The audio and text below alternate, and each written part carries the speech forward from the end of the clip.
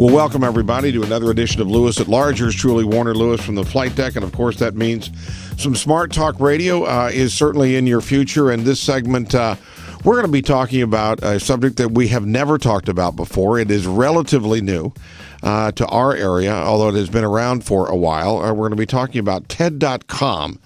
What is TED.com? It's a simple concept, but a little bit tough to explain. It is the concept of bringing thinkers, new ideas, all kinds of new ways to look at the world from different speakers and other resources to local communities, highlighting those. And that is a really, really rugged, tops of the trees definition of what TED.com is all about. There is a local, I'll say call the word chapter. I think our guest will be able to enlighten me a little bit more on that. But we're going to be talking with Beth Pine. She is a TEDx organizer here in Lawrence, and we are very pleased to have her. Beth, here we go. How are you, my friend? I'm great. How are you today? Well, we're good.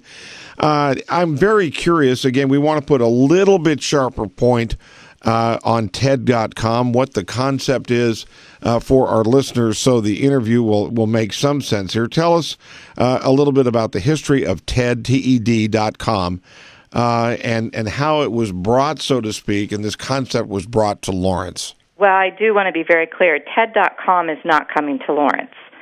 What happened is we received a license from TED.com to hold an event that is similar to the model that they came up with, but it's entirely independently organized, and it's done by the community.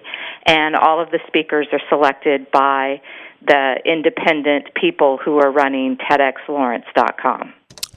Beth, what does, so far our listeners know that TEDx and in Lawrence, you're talking about bringing speakers, be they authorities, bloggers, someone with a point of view.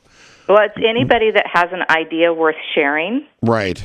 And usually those people have shared ideas before, but we're even excited to see individuals who have great ideas who have never shared them before. So what is it about the TED brand, TED brand, so to speak? I guess what I'm going to be looking for here a little bit, and I know is in our listeners' mind, is what's the difference between this and Beth Pine just bringing speakers to town or finding speakers in the community and doing it herself? I'm missing that, I guess, a little bit. Okay, well, TED.com was started 20 years ago, and TED itself stands for Technology, Education, and Design. And so this group of people got together in California, and they began bringing in worldwide authoritative people to talk to and let them share their idea. And so these people like Steve Jobs, Stephen Hawking, really the very exclusive in their fields, came and they would share one idea that would take between 5 to 15 minutes. From there, TED found that they could license this idea, and independent communities and independent organizers could carry that same mission of sharing ideas, and that's what they've done. Okay, so give us a sort of concrete example that we could focus in on and show us how this thing works. Sure. I guess I need to know what you mean by concrete example. There are lots of TEDx's across the nation. Oh, right. Go ahead. Well, give us one, for example. Tell us about one in Lawrence. Well, this is the first TEDx Lawrence. Okay. Now, TED has also granted a license to the Lawrence Public Library, and so they've had a TEDx event, but it was just streaming talks that were TED Talks. So they were talks that were videotaped and loaded up to TED.com, and then they shared them within the Lawrence community via a room in the Lawrence Library. And again, you outline what TED stands for. Are there ever speakers or subject matter that are outside of that big realm? Well, I think that if you wanted to get really vague, all ideas could fall within that realm. They do have some restrictions on what people can share and talk about, but it's not many, and most of them tend to fall into you can't give a political speech, you can't talk about religion in the essence of you can't preach you can't preach in a TED Talk, but a lot of other things are certainly open, and really the most pressing viewpoint is whether or not it's an idea we're sharing. I have noticed, Beth, that some of the TED Talks are related to politics, but in theory they're supposed to be looking at it not necessarily Republican or Democrat, but more about the system itself. Is that correct? That's correct. It's not, they certainly can't get up there and talk about why being a Democrat is better than being a Republican, or why Republicans are better, or even to talk about specific politicians. Give us an example of the backgrounds of some of the people that have been some of the content bearers, so to speak, with TED. Well, my favorite TED Talk was done by Large-Beth Gilbert, who is actually an author. She wrote Eat, Love, Pray. And her TED Talk was on the elusive creative genius. And it was just her idea of how she relates to her creative side and how she gets ideas when she creates things. So that's certainly one way to do it. There are also a lot of talks on how people feel that we can improve our educational system, and many, many talks on leadership and how to make business run better. So that those that are providing content and doing the TED Talks, this is just one more channel of delivery for them to share their ideas, correct? That's correct. And that's the whole point of it. And what happens is they come in and they give a talk to an audience, and especially with the TEDx events, it's usually a local audience. But the nice thing is that those talks are going to be videotaped, and they'll be put on TED.com so that they'll be able to be spread worldwide. So it's a great opportunity for somebody who has a good idea, but they're in a obviously somebody from Lawrence to get worldwide exposure is quite extraordinary. And have you guys done enough sort of analytics, I guess, maybe it's still too young, to know who are the people that are, so to speak, who are the consumers that are listening to all this and seeing all this? Well, TED itself is over 20 years, so it's pretty big, and it has a very, very large following that covers every demographic that there is.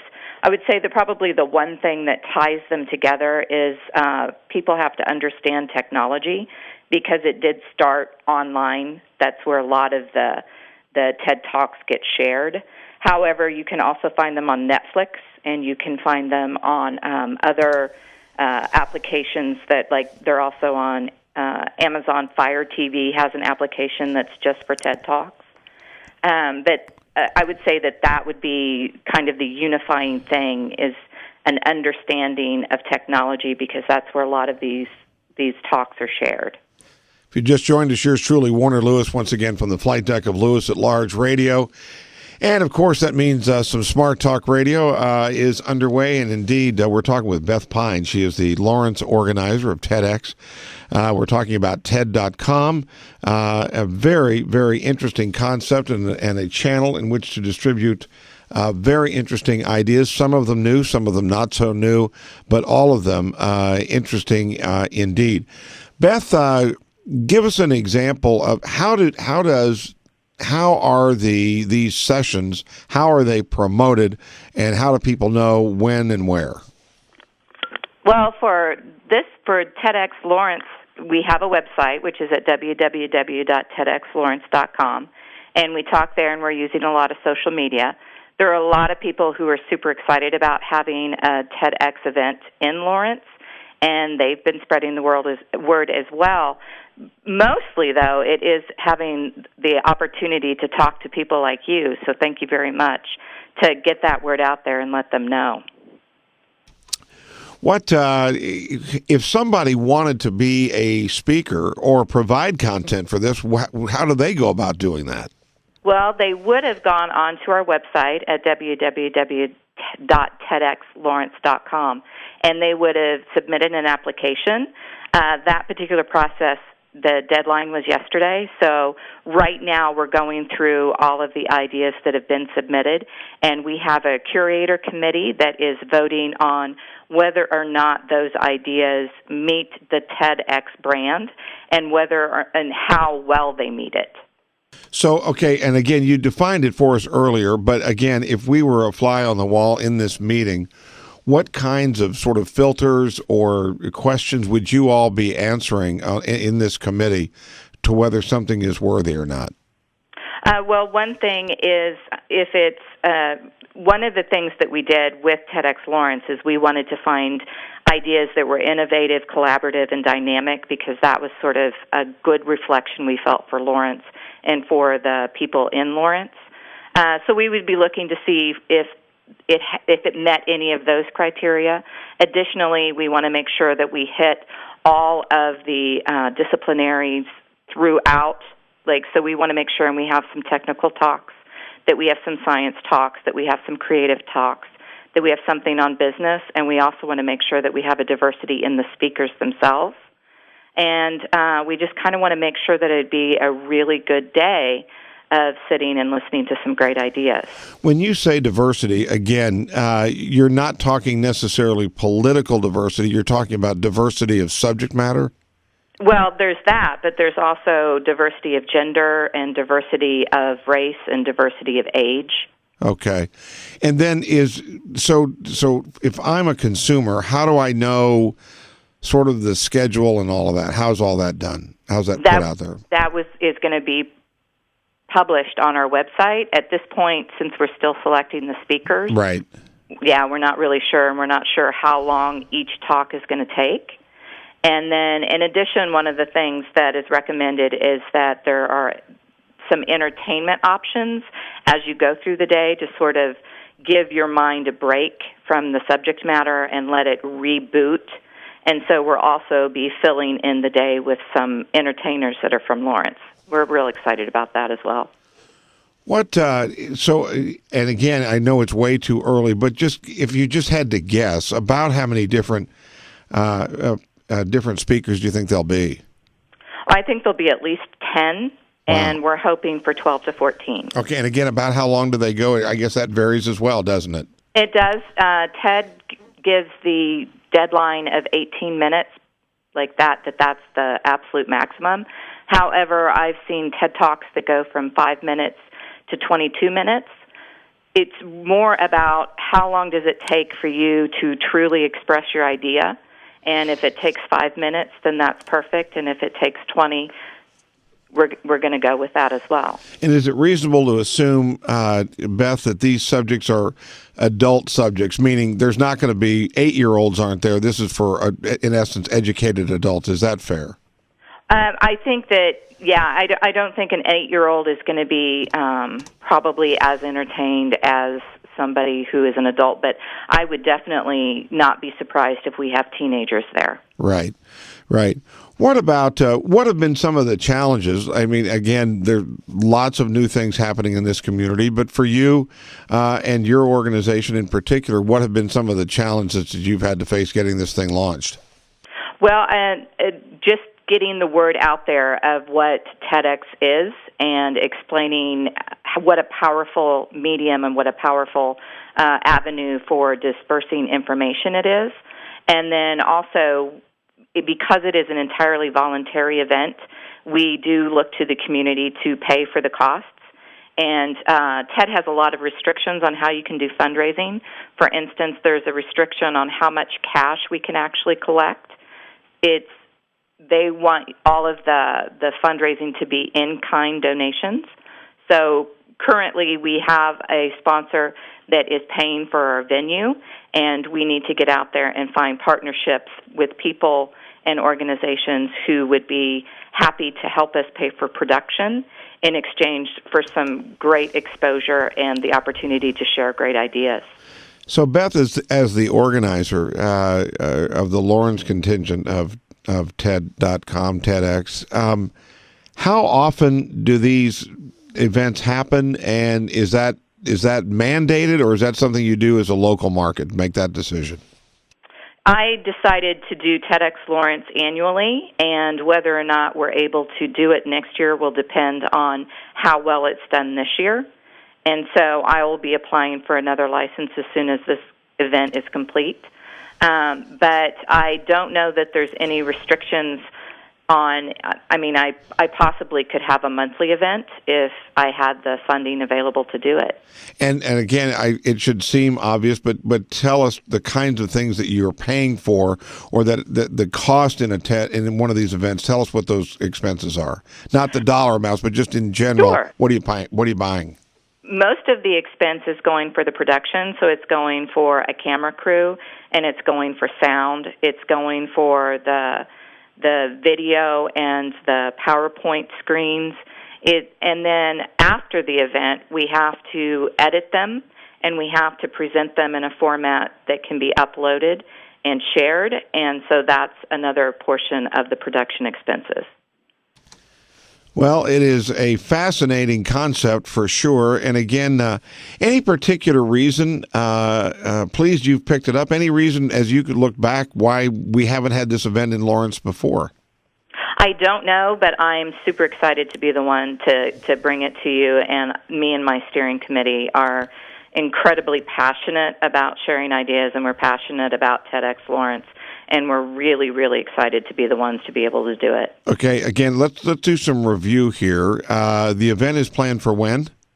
It's on March 23rd, and it'll be at Liberty Hall, and it's for the entire day. Okay, so if I want to attend, what do I have to do? You'll need to go to www.tedxlawrence.com and apply for a ticket. On the homepage, there's a button, and you can click on it, and you just go through, and you'll apply for a ticket.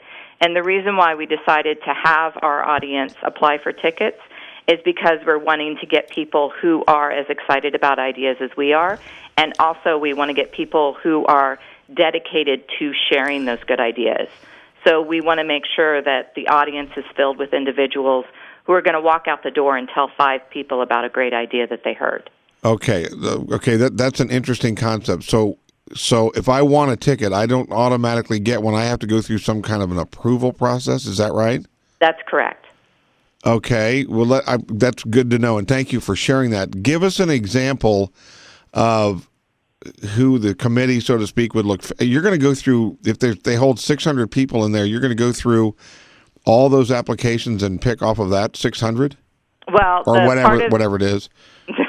Part of having this particular TEDx Lawrence event is we can only have 100 attendees. And the reason for that is a TEDx organizer, is not allowed to have more than 100 attendees for their first event unless they've been to a TED event, like a global TED event. And those are 4 times a year, and they run about $6,000 to attend. And interestingly enough, you also have to apply to attend a TED event. Wow. Okay, so even if you have the money, you don't get to attend. You have to convince them why you should be in the audience. All right, give me that. Okay, now, and again, this isn't adversarial, but I'm going to hit you with this. That Sure. sounds incredibly arrogant from, I would think, the average guy on the street. I mean, I have to prove that I'm worthy to hear a new idea. Am I looking at that wrong, or tell us about that? For a TED.com event, you have to prove that you would be willing to share that idea when you leave.